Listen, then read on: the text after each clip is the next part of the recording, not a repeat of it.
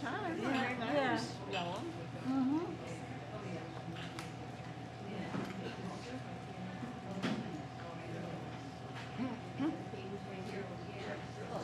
Remote caffeine.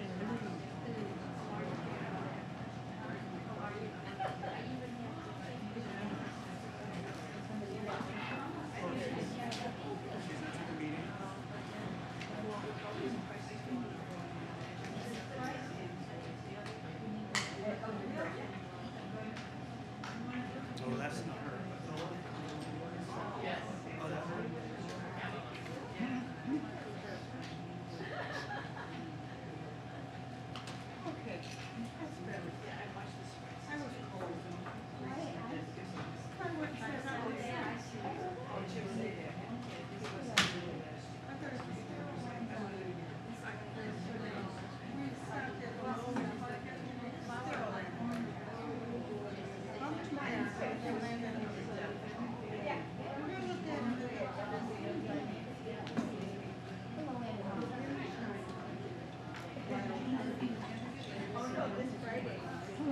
Aw. I'm not gonna do One is a prayer. it's okay, I'll just sit.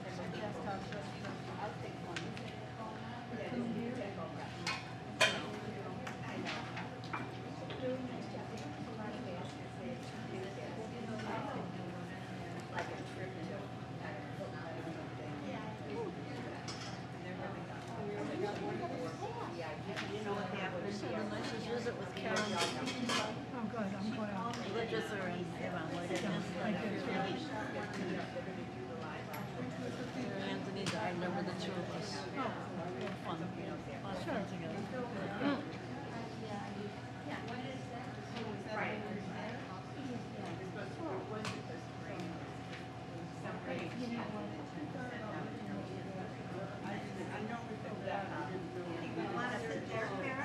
I'll sit over here. Okay. Thanks. So, a lot of places to sit. We're glad to have you. Thank you. I'm trying to make her presenter. I'm trying to. Hi. I'm just sitting here. There. Told him what's his name? Richard or something like that. When you were in the cancer center. Oh, Dr. Oh. But But the other thing is. Oh, okay. She said I should ask you what he's like. Yeah, I'm trying to get. go say hello to somebody, but they're talking. It's like lunch. That's how it is every day. What's that? Our lunch, What's his name at lunchtime? one person talks and you sit there and listen. Oh, really? Oh, so you can't break in and interrupt and talk? Oh, no, I don't talk. You say something, they ignore you. That's why I sit here. Oh, that's a shame. That's how it is. Oh, mine's at 1 o'clock. Well, that's bad. Oh. And lunch is, Drive around there's more people at that dinner, way. Yeah, you know, so you have a better conversation. but lunch is difficult. Well, a lot of East Point people. Oh, She's host now. I understand. So, I didn't even know that was back there. Yeah, we didn't have a chance to say anything at lunch today. Oh, I heard that story more than once about him and his body. Yeah. I just, there was nothing to say. I don't yeah, I see her. I'm just trying to get it to the system. Yeah, well, my computer was hacked, so Derek fixed it all for me. I thought I might as well stay with this. I wasn't doing anything else this morning. Glad he got it fixed. Yeah, you did. Thank you. I was just testing this again audio. Is that what you had to do? Oh, 6 months. Sorry. I just don't want it, but.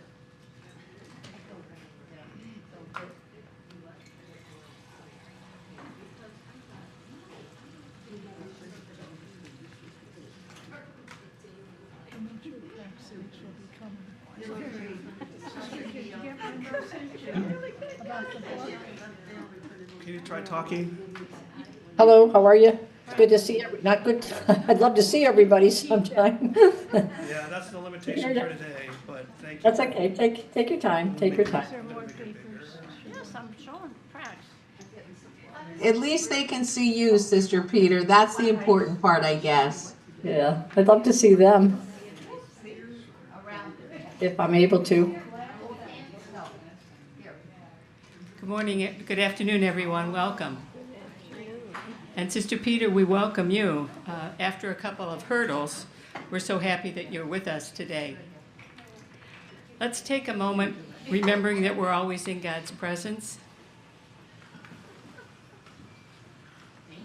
Lord, we thank you for this opportunity to welcome Sister Peter and ask you to bless her. Amen. Sister Peter, the floor is yours. Thank you. I hope that what I have to share with you today will just give you a chance to reflect upon our wonderful years that we are coming together with, and that is our aging years. Some of us are aging a little bit faster than others, and some have been aging, as we all say, to the minute we were born. So I am very grateful today to be with you. As in case some of you didn't know who I am a Carmelite sister for the aged and infirm, and we co-sponsor, and we actually serve in long-term care facilities throughout the United States, and one of them is in Ireland as well. And in our facilities, we have different levels of care. We have independent, we have assisted living, and we also have skilled care. So it's a great privilege. It really is a great privilege to be with you today. And I really wish we could be in person. That's my favorite way to be with people. But I'm glad we can join each other on this Zoom. And I'd like to thank both Sister Virginia and Sister Gretchen for their kind invitation. It's been invitation ongoing, but I'm glad now we're together. I think, your community is very wise. It is a very wise community because I see that you are working so hard on what is so important to you and the evolving needs and care for each of your sisters. And it's a journey that you're taking together, just like a journey when we all entered together. And I think of it, life is a constant journey. I think we're hoping that it's always going to end somewhere. Oh my gosh, what's the next thing? But now more than ever, I think we're all, as we get older, we come really close to that really conscious effort of the reality that we're experiencing. And I really believe it's a wonderful time in our lives, and it's a great privilege for us to be called elders of our community. I think what's even more exciting is that, think about when you entered religious life. And I can't believe, I look back, we're celebrating our Jubilees Saturday, this weekend. And, one of our sisters is like 80 years, 70 years, we get to 50 years. I said, where did that time go? And I think that I'm very grateful for my community, because in my community, I've studied so many aspects of aging throughout my ministry. And I've been a Carmelite sister for 47 years. It'll be 48 years pretty soon. And 29 of those years, I've been working in our education arm, which is of the Avil Institute, which is the education arm of the Carmelite Sisters. My hope today, and I want to take some time to talk through this, but I also want to take time to see what some of your questions or to share your reflections. You don't have to, but just share with one another on spirituality and the great gifts it is throughout our lives. But I often feel, as I'm getting older, how important that gift is in my elder years. And what a privilege it is to be considered or to be called an elder. Because let me explain this to you. Our lived spirituality as we age actually brings us to a place in our life where we can just be. Be in the presence of the Lord, thanking Him for our life, knowing that our life has purpose. And we look back and say, I would have never, ever dreamed I would have done those things. I think being, what is my favorite thing to do, is in the solitude of knowing what brings meaning to our lives. It may have changed because of our experiences and our relationships. Maybe they were good, maybe they were bad, but they all formed into helping me to understand the meaning of my life, and more importantly, being with one another. Because as we journey together, we can gracefully become known as elders in our communities. You know, you are a woman of hope that began with your initial fiat. I want you to think about those first days that you entered. Many of us, if you recall, entered our communities with these great hopes, knowing it's where the Lord was leading us. And it was our years of experience that taught us that initial fiat, that initial yes. It was a continuous yes to trusting that the Lord was going to send some challenges. But every single challenge, think about every single challenge that you had.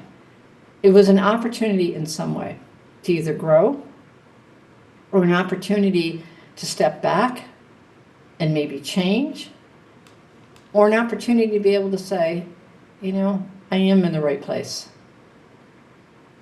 I am doing what I need to do. And throughout our lives, we have transitions. We've had many transitions. And many of them, if you reflect on them, we can probably look back and say, we're really doing what was being asked of us. And there were times that, boy, we fought that. But when we just gave into the Lord, it brought us much more peace. And that's where we are now as we get older. So our trust in the Lord is leading us to a place where He's leading the dance, not us. He's leading the dance. And most of us, some have, unfortunately, have not been able to be as accepting. But when He leads the dance and we allow Him to do that, we are able to just follow. And it helps us to learn more about ourselves, about our relationships with one another, and certainly, and most importantly, our relationship with God. Well, I can tell you this right now. All communities throughout the United States, and actually throughout the world, but all communities right now are experiencing an enormous amount of challenges, but one that everyone will say over and over again is, how do we serve each other as we get older? Because we had such large groups of people that entered when we entered in the 60s and the 70s. And now all of those sisters are a little older. So we have older sisters taking care of older sisters. We have older sisters making decisions for community. So the challenges are there, but there's great opportunity for all of us to be able to grow. The other day well, not the other day, but it was one day I was talking to, the other day, a long time ago now, you know, I was talking to one of our sisters. I don't know if it was one of our sisters or a sister, but anyway, the point is that many changes, we were talking about the many changes we have seen in our religious communities. And one of them was that very one about how many communities continue to face with great dignity the call to care for one another, especially their aging members. And I look back and I often reflect upon, you know, we really do have a beautiful ministry. And that ministry is within ministry. Because the Lord is calling us to caring for our elders who have been and are the foundation of our congregations. And what are we being asked to do? Is to be present to one another as we continue this journey together, as we accompany one another. So look around. I can't see you right now, but look around. You are among great elders. You're sharing your wisdom. You're sharing your experiences. And I can tell you right now, your wisdom, your experiences cannot be found on the internet if somebody asks a question. You hold the key to many of the things that we've all experienced in our religious life. So, what does it mean, really? Or what does the word mean when we say elder? If you look in the dictionary or if you look on the internet, you're going to hear definitions such as elder, a person in advanced years, one older than another, or one standing above another in a hierarchy of rank. I think those definitions are pretty good. And you may have your own definition of an elder, but be careful. Because unfortunately, throughout the years, what has happened is we've changed the definition by adding 2 letters. And those 2 letters are LY. So now we go from elder to elderly, and the definition dramatically changes when you look at what the definition is. It would say, being in the declining phase of life. Being in the declining phase of life. I don't know about you, but that definition makes you feel that as we age, we have nothing to do but to look forward to declining. Well, I guess if you look at some of maybe the physical aspects of what happens to us, that may happen.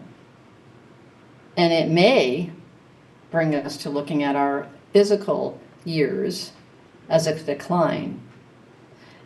But we have learned through many studies, and if Alf Norwood, a very good colleague of mine, was here, he would tell you, and so would Fran, about the many ways that we can look at our declining years of making them more positive by paying attention to our diets, to exercise based on what our physician tells us that we can do, our social contacts, and certainly our brain health. And when I talk about brain health, I'm talking about challenging that brain. And if we do those things, we can live as elders together and embrace our aging with grace and peace instead of being so fearful of it. It's interesting because diet we have control over. Exercise we have control over. Social contacts and brain health we have control over.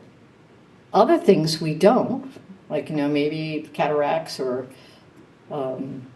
we might have some other things that might create that we can't stop. Maybe the graying hair, I guess we could if we wanted to, but there are some things that just happen because of, as we age, our bodies are aging.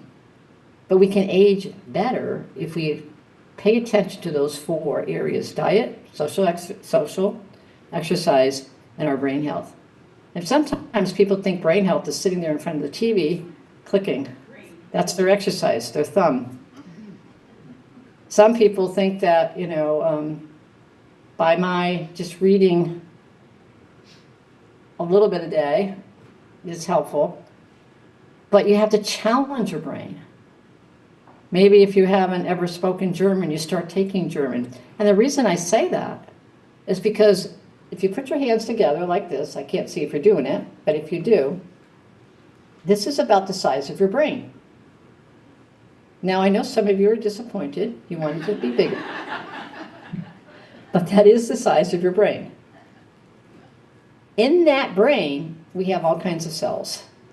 And there's kind of these reserve cells that we haven't even tapped into, because throughout the years we've used so many cells to do different things. You have to challenge those to wake up, so that if something happens to your brain, you have some reserve that are ready and are alive, instead of just being there dormant. Other cultures, they don't allow stereotyping to take place of people that are old. Look at our Native American brothers and sisters.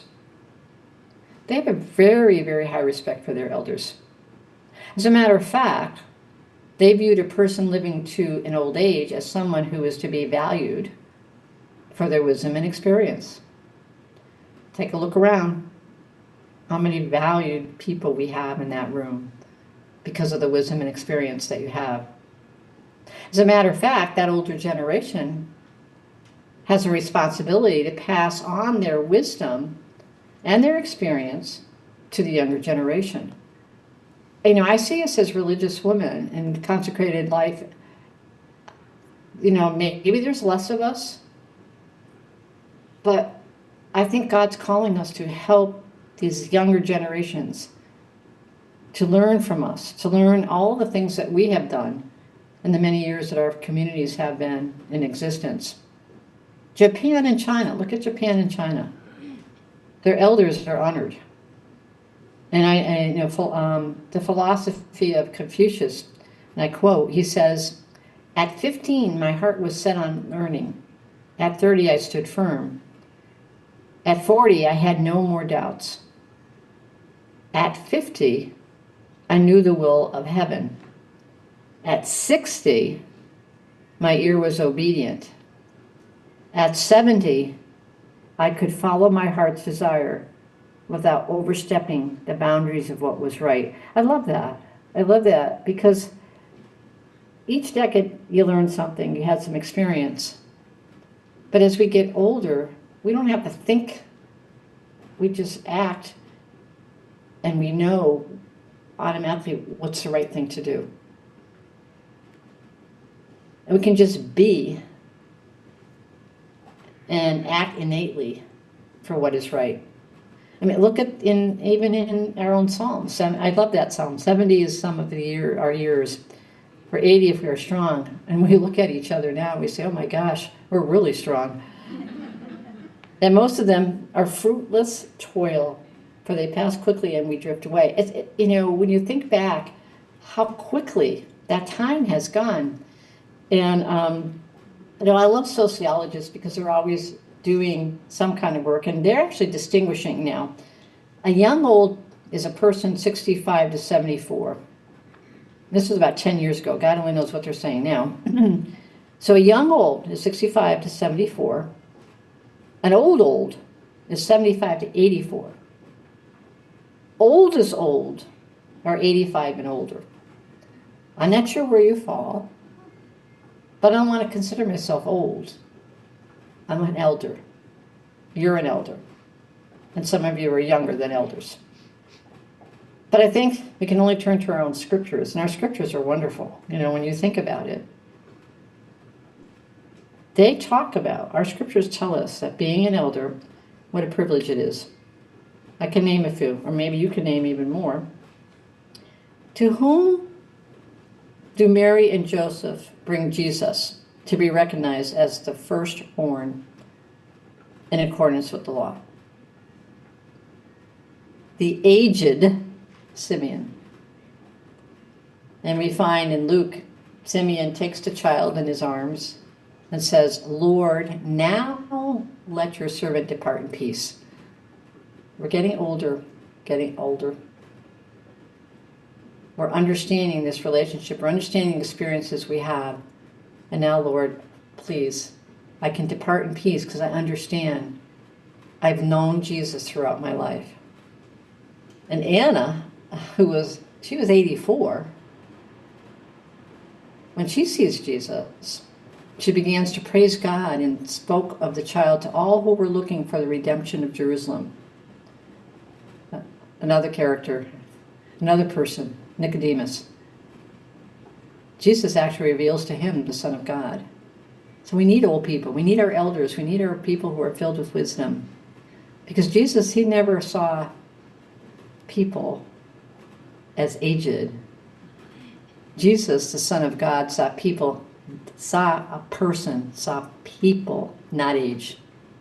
And he taught us that we are capable of continued service to our Lord no matter what age. I also think for us as consecrated women, scriptures tell us that as we develop our relationship with God and meditate on the scriptures, we become more increasingly aware of what it means, and we all hear this, the spirituality of aging. And then we begin to understand our own spirituality of aging. And I think about it, what a beautiful time to be able to take time to just concentrate on the relationship with God, others, and myself. And I'm sure you've heard people speak about aging gracefully. Yeah, that's fine. Well, you know what it's like to have to get up in the morning and your knees don't follow you as you get older? I'm sure each of us, if we were asked to what it means, every one of you in that room would have a different definition. And it's defined probably by the many influences that we've had throughout our lives. I think we can agree that each of us will age differently, and each of us will embrace it differently. Some would say aging issues are the same wherever you go. And that's a lot of truth in that. But the issues may be the same, but how we deal with them is a unique experience for each person and a unique experience for a community versus married life, versus community life, versus single life. Our mother foundress, who was Venerable Mary Angeline Teresa, she used to say to us, and she instilled in it, that it was very, very important for each of us to see each person as a unique, individual human being. And we talk about that as person-centered care. That became very popular in the 70s. Well, she believed that when she started our community. And I believe our founders believed that this type of care was extremely important, and it applies to us as community members as well, because we are unique, each one of us. We're unique, and we are called to our religious life.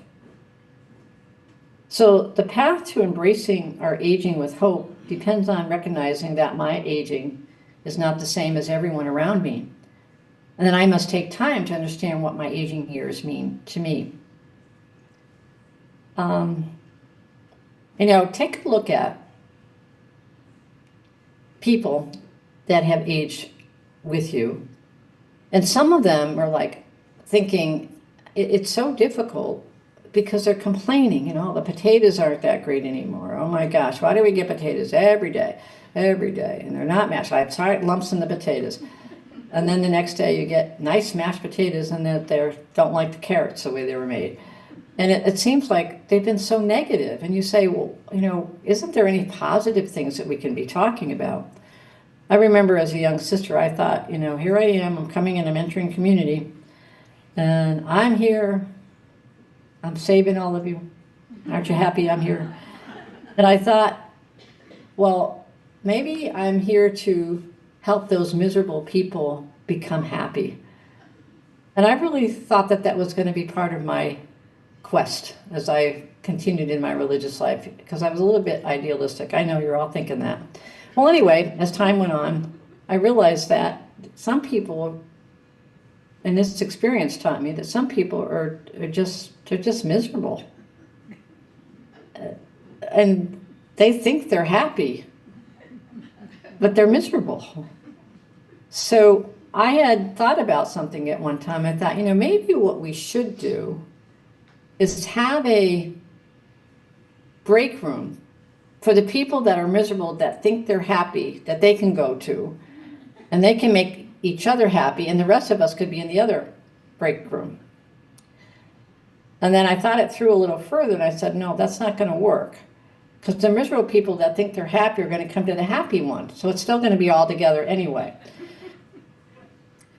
So my thought about that was, I've learned that I have to not let people disturb my peace. Am I good at it? No. I'm better than I was as a young sister. But it's something I have to work on all the time. And I think, and for us to truly understand how we embrace our aging years, we have to kind of stay focused on what is the Lord calling me in my aging years? And the true measure of how well I'm going to age depends on how peaceful I am throughout the years.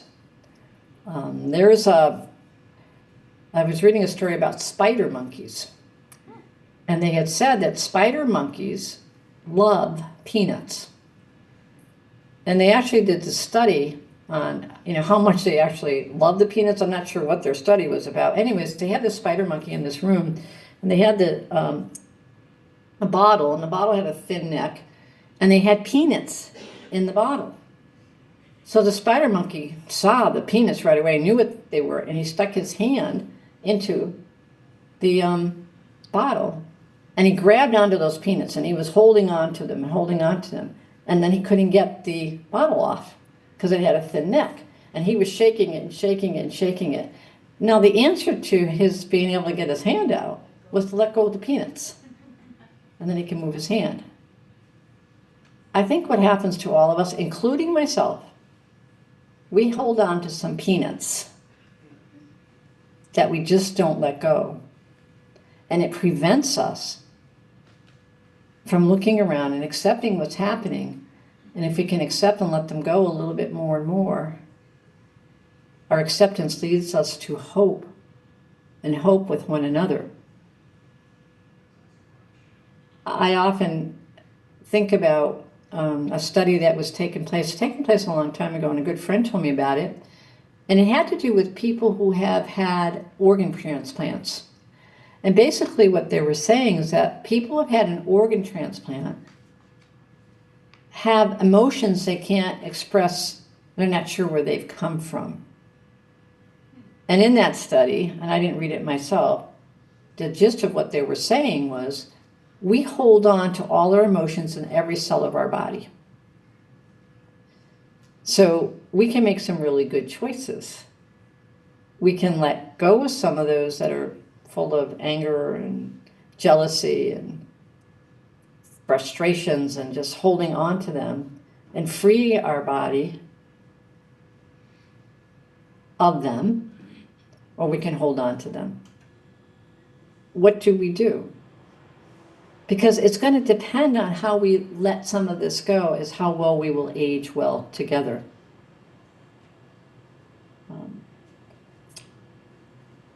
So how do we transform? We transform through contemplation, compassion, and justice. So we learn, we continue to learn with one another. Does this sound familiar? Where does it come from?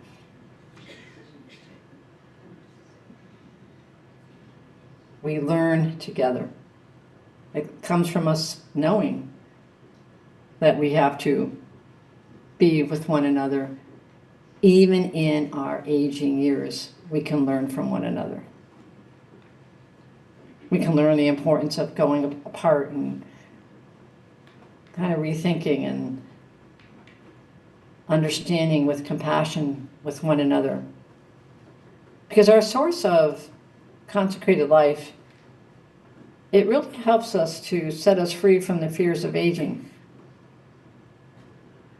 And it also, I think, our consecrated life helps us to be very much aware of the reality of our aging, from independence to dependence, to memory concerns, to physical concerns. Unfortunately, many of our elders believe there is no hope as they age. But I feel if we open ourselves to the acceptance of our reality, then hope comes. And it's sometimes hard to do that when we're with those negative people, those miserable people. I would recommend stay away from them. Because we can't change all that's happened to us. But we can change, and this is important, we can change our attitude towards them. And my good friend, Sister Ann Bryan, she wrote a wonderful book. She wrote several books. But in her book called Make Each Moment Count, she talks about these two men. And I'm going to relay that story to you because I think it's an example of that we all have grace. And we can take that grace and we can change our attitude if we choose to do so. But many of us, many times, are unable to do that. But anyways, it's about these two men. And for years, they were constantly abused and beaten. And they were finally released from their prison and where they were. And it was interesting, years later, they encountered each other and overjoyed at seeing one another again. They embraced. So one turned to the other and said, and asked, "Tell me, have you forgiven them for all they did to us?" And the other quickly responded, "No, no, no, I cannot. I cannot forgive what they did to us. All that abuse and that torture, no, no." So the first one responded, "So they still have you in prison."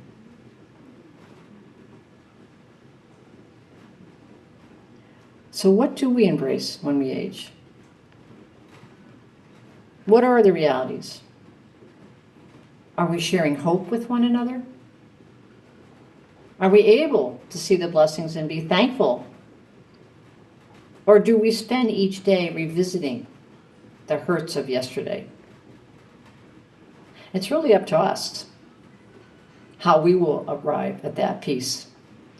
And if I can work on myself and be peaceful, and we all make a commitment to work on ourselves and try to figure out what's getting in the way, what are those peanuts in our way? What cells have I not released? I believe each one of us, as we come to our peace, our communities, our aging becomes peaceful. I mean, there's that story about this farmer. He used to go to work every day, and when they took their break, he had a bologna sandwich. And his buddies were sitting next to him, and he'd say, "Oh, for crying out loud, bologna again." So the next day comes, they sit around, they have their lunch, and he has a bologna sandwich again. Shakes his head, "Bologna again." Well, finally, one of his buddies says, "You know, if you don't like bologna sandwiches, why don't you tell your wife to stop making the bologna sandwich?" And he answered him and said, "My wife doesn't make my sandwich. I do." What bologna do we serve each day to ourselves when we can make a change?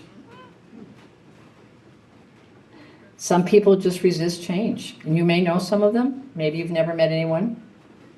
You know, they're focused on their own personal needs. And unfortunately, they do not see themselves as part of the community. And although, yes, we are unique human beings, we do still have an obligation to one another as community. I think together we need and see the present moment.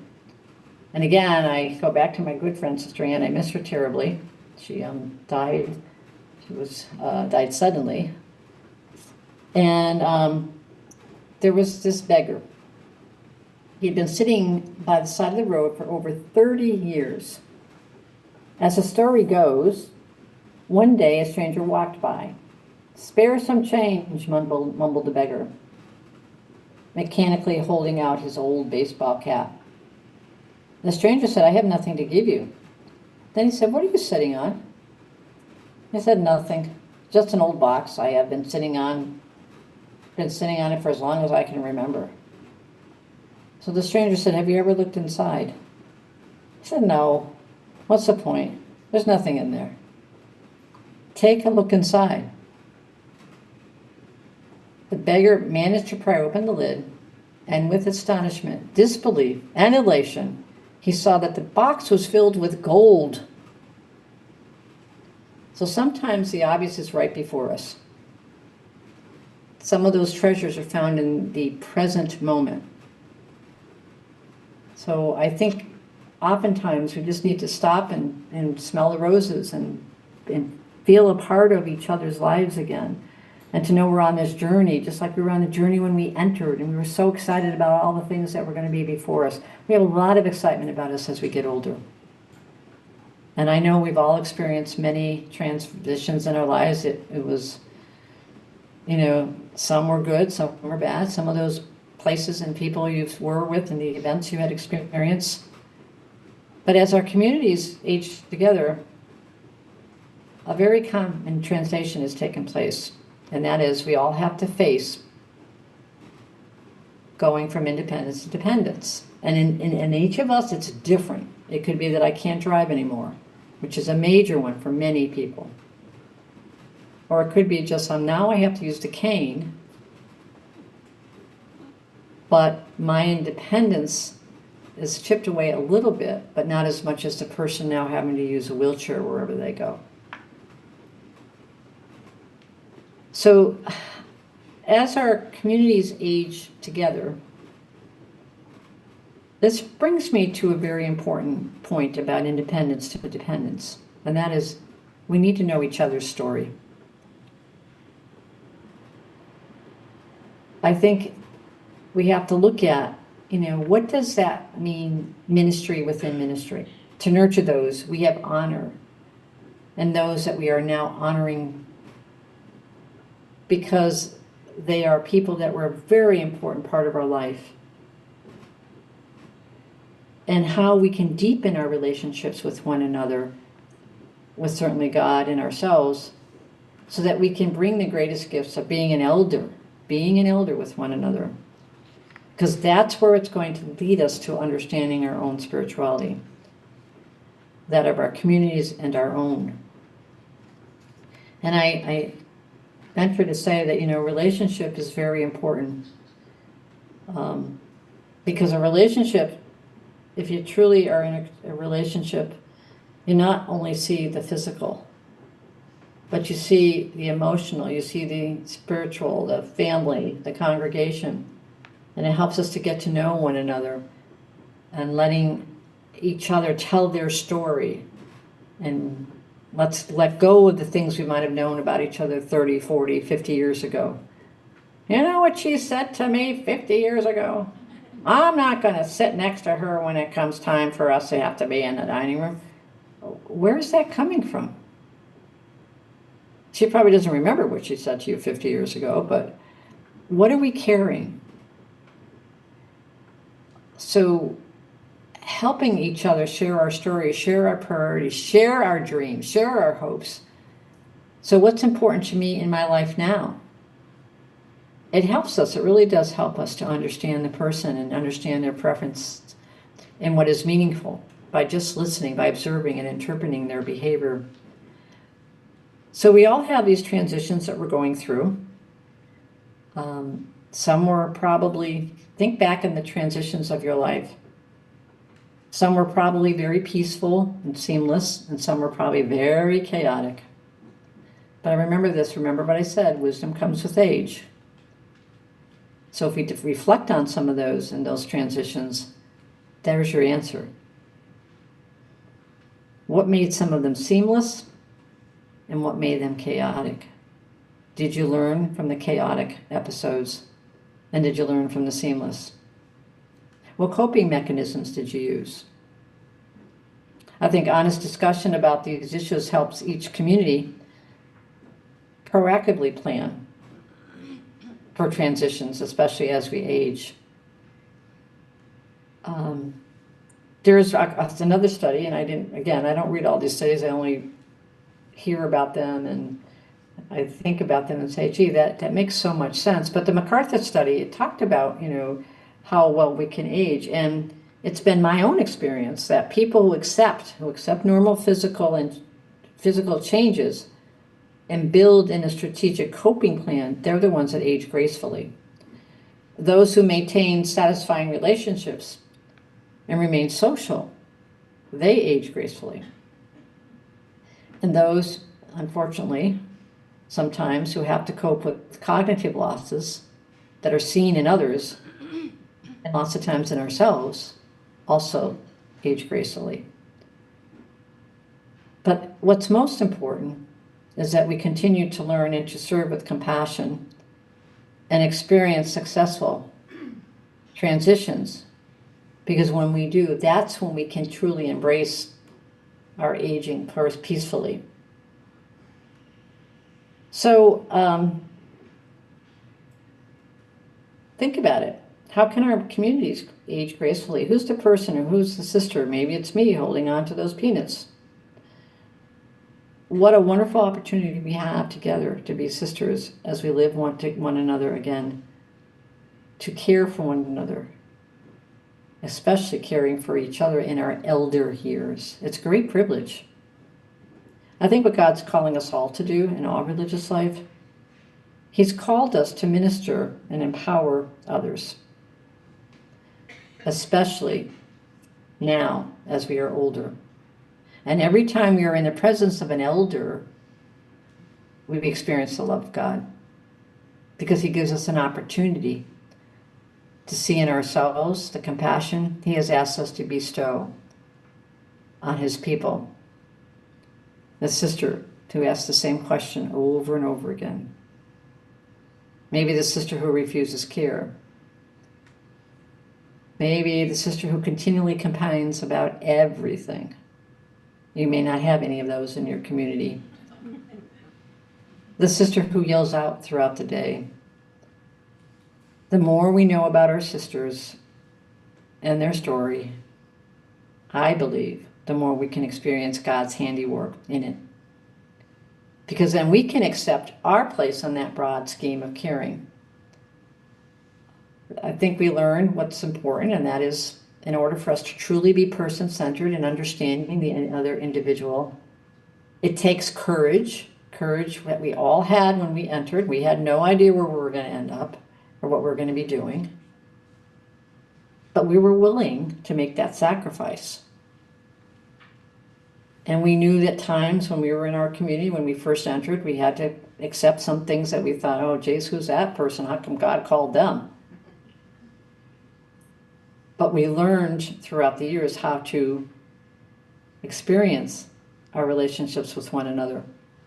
And most times our communities became peaceful, and sometimes they didn't, because we had sisters that just continually were those people who thought they were happy, but they were really miserable. So I think education on different aging issues is important, understanding our stories, understanding your rich heritage, knowing that we're all called to sacrifice, helps us to lead to acceptance. And when we accept, then we have peace. And when we have peace, then we can have hope. So who's not allowing us to accept and move further so that we can become peaceful? Because hope hope really comes because even though I'm unable to clearly see my future, my hope is strengthened. Because I can clearly see, no matter what happens to me, there is a place for me and my sisters. I can age in place. And this place becomes now, I start thinking, this place may not be that physical space anymore, but rather a space that I have carved for myself, and I have learned to balance my physical, my spiritual, my mental, and emotional needs, and I'm at peace. And a peace that only the Almighty can give, because then we can be in His presence, just to be, come away in that solitude, just to be in the presence of God, who made us a unique human being. We become who we are and not defined by what we did. And our relationship with the Lord becomes even more precious as we age. And we begin probably to do our own life review and learn many things about ourselves. And our messaging to one another becomes more person-centered. When I say, how are you? I really mean, how are you? I'm going to prayers because I want to be at prayers with you. Not because I have to be, but I want to be at prayer with you. So we become partners of care with one another, understanding my spiritual, understanding your spiritual needs, understanding your personal, physical, your mental. So in order for us to become hopeful, and I can understand, I can clearly see my own physical, emotional, spiritual, and mental needs and community needs and of others, I then see that the gift that God has bestowed on all of us to come together to know each other's story. So you have the power to decide and to see your spirituality and your congregation spirituality as a gift in your elder years. So it's up to you to make those changes. It's up to you to reach out to one another, and more importantly, sit in the presence of God, because He's leading us somewhere that we don't have all the answers yet. But if you look back at your 50, 60, 70, 80 years of life, none of us had all the answers to where it led us. But what we did know is that it was God's plan, not ours, that made us most peaceful. So that's what I wanted to share with you. I don't know if anybody has any comments. I'd like to go over that fearing of age, fears of aging that I gave you. But does anybody have any comments or any questions or anything that you'd like to share? Sister Peter, can you hear me? Yes. This is Sister Virginia. Everyone has really been enjoying this presentation. We also wish you could see us. In fact, probably, I don't know that you can hear us, but we would give you a huge round of applause. And I'll see.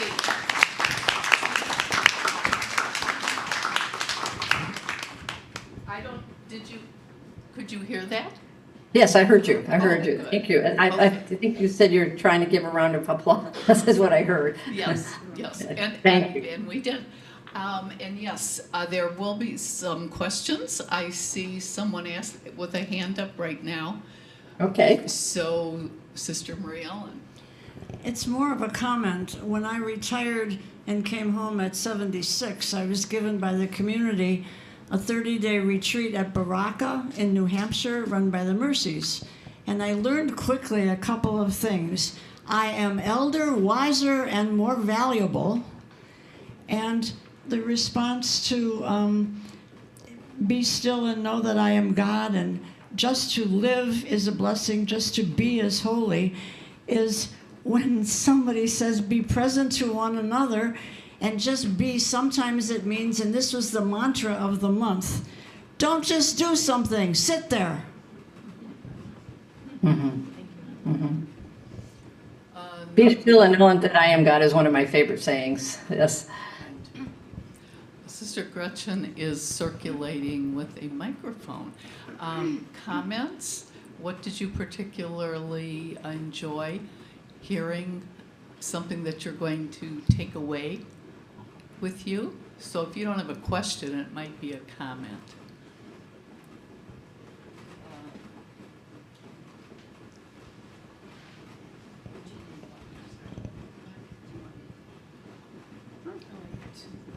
I got two microphones. One of the lines that I think you said, or maybe you began it and I ended it in my head, was, would you choose each other again? I think that's a wonderful meditation for me, but probably for all of us. Oh. Would you choose each other again? Mm-hmm. I think you said that, or something like that. Okay. There was someone else with a hand up. Do you relate any of what Sister said to the aging presentation from last fall about the different aspects of aging, and how it's something that, as Sister Peter said, We experience it all differently. But being able to recognize that and share that is so important. Sister Dorothy? I appreciate most how you put it back on us, that how we age is going to be up to us really, and our own mentality and how we prepare for a different phase of our life that isn't all activity, and look forward to a different phase, but with the same people, and appreciate each other moving together into a completely different realm and liking it, you know, making room for enjoyment in it, not just, I don't know, just something you have to do. It's not. It should be something we look forward to together. Not just like surviving it. Right. We'll survive getting old together, but we want to celebrate it. Here's another comment coming. I will remember what you said about the cells of our body.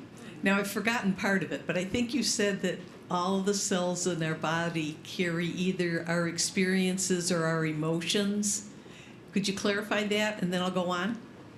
Our emotions, we hold on to maybe anger or jealousy or bitterness. We can hold on to those emotions that we experience through our lives, and we have that choice to let them go or keep them in the cells of our body, which does not help our body at all to grow well. I like that. I'm going to work on happy cells. Maybe we could sell some. There's another hand up over here. Oh, two people. All right. Sister Maureen. Sister, you used a couple words that I have not seen together before, and that is build a coping plan. A coping plan. Would you give a couple of practical examples of what you mean when you say that? Build a coping plan. Thank you. Yes, I'd be happy to. I think that all of us have to look at ourselves every day, our physical, our mental, our emotional, and to really take a good look at that and our spiritual, obviously. And there's an old Indian proverb that says, everyone in a house is a house with 4 rooms. Most of us tend to live in one room most of the time. But unless we go into every room every day, even if only to keep it aired, we are not a complete person. So Rumer Golden had said that. But my coping plan is to take a look at those 4 areas of our lives and think about, am I spending too much time on the physical and I'm not allowing myself to actually see as a whole person, and what can I do and look back at how resilient I was in many of in those areas. How did I cope with some of the physical things that happened to me in the past? What about some of the emotional, spiritual things I've had? And I need to concentrate on what brought me peace, what brought me the strength to go on, so that my plan going forward is helping me to cope on what might be in the future. We forget how resilient we actually were. So are we doing the things we should be doing? Maybe we need to change the channel and turn away from the difficult images that we constantly are hearing. Maybe we need to exercise a little bit more regularly. Maybe we need to nurture our spirit, whatever it might be. But that coping plan is really to help us to move on and to help us through the different phases that we've experienced. Because we've done it before. We just forgot that we've done it before. Sister Praxedes? I was struck by one sentence. They still have you in prison. They still have you in prison because you can't let go of the past and you can't cope in a different way. So thank you for that.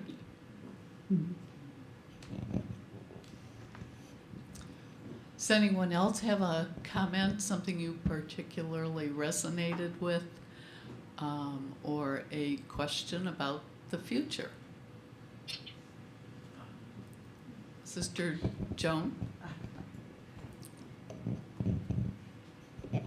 I think through your whole presentation, Sister, I appreciated the idea in many different forms. You brought out the effect we have on other people. And for me, what I can look back with gratitude, not saying there were no problems, but to experience people who were happy, joyful people, even in very difficult times. And then going to the prison regularly for about almost 20 years, what I came away with from that was very few of them, in fact, I almost can't think of anyone, who had somebody who was supportive in a way to help that person mature as they should.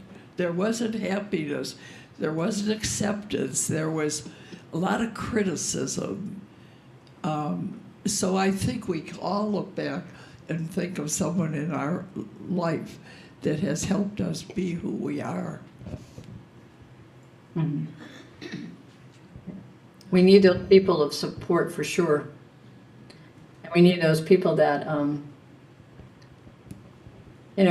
as you say, they may never have that throughout their lives. And what a great opportunity the Lord is placing them in our lives now to help them and allow them to help us see, how compassionate we can be. Because we don't know compassion until we have to use it. We don't know faith until it's tested. So I think those are the cells in our body we want to continue to test. Our compassion, our love. I mean, there's another story, and I'm sure you've heard this story, and I'm probably telling something you already know about.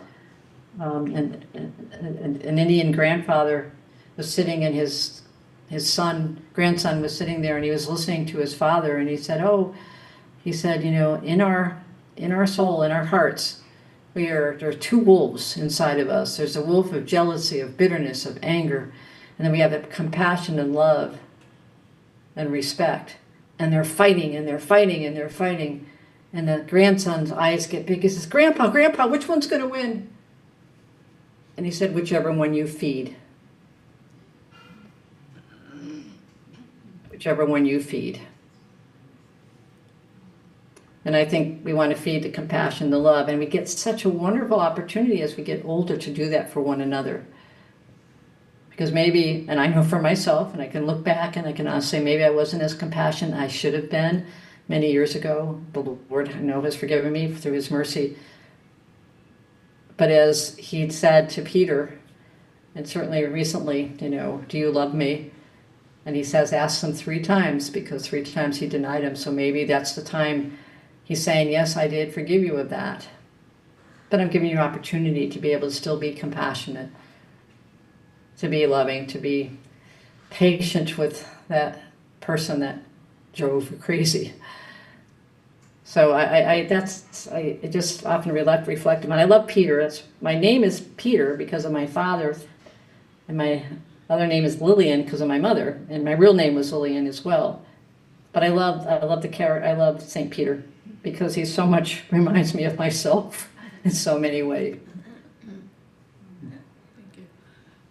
I liked very much your comment about we need to tell each other our stories. And I think that's something so important. And sometimes that happens on community days. We have a chance and we actually do tell each other our stories. So I'm thinking maybe that might be something we want to think about more consciously. So, Sister Peter, thank you so much. Yes, we all wish that we could have been with you in person, but this was the next best thing.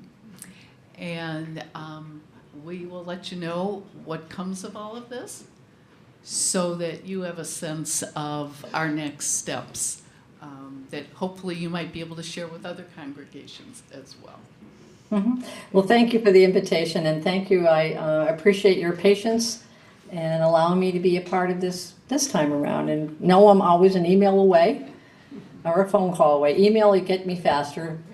I'm here. So thank you. Please pray for our community, and we'll pray for yours as well. And I'll pray for yours. Thank you. We appreciate your sitting with us in March for an hour and a half or 2 hours, waiting for the technology to work, and then coming back to us today. So thank you so much. Thank you. God bless everybody. Take care. Have a good rest of the day. So, sisters, oops. You have at your table copies of the elder prayer